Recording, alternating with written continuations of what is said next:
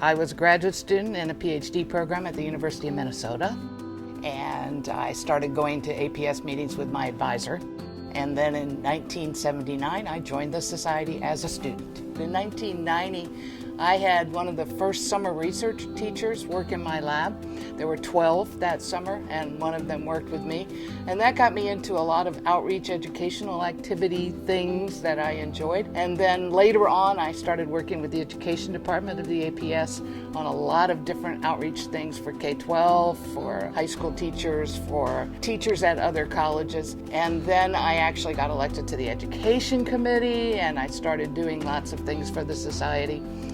And because of that, I actually, 22 years ago, was given an opportunity to change from a bench research scientist to an education specialist. And I took the dare, and I decided that I would actually become, my scholarship would then be physiology education and not my research in the lab. A lot of the things that we are proposing to do, we have done sort of on the side or underneath in the past, but now it's up front. And we have such a strong community of physiology educators that are taking advantage of the things that we are offering and volunteering to be part of the center, particularly international educators, which I think is very important.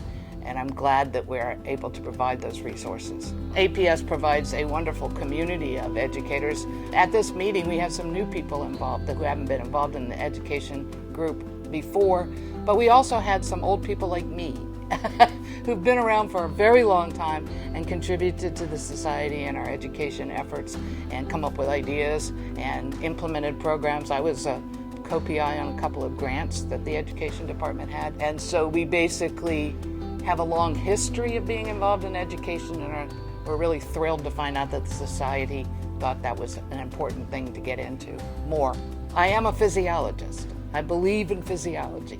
And I teach physiology. I teach physiology to undergraduate students and doctoral students, and I try to help people teach physiology better.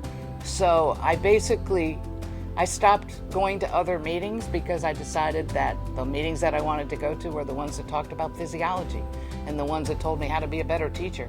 And so physiology education is my life at this point, and I can't see doing anything else.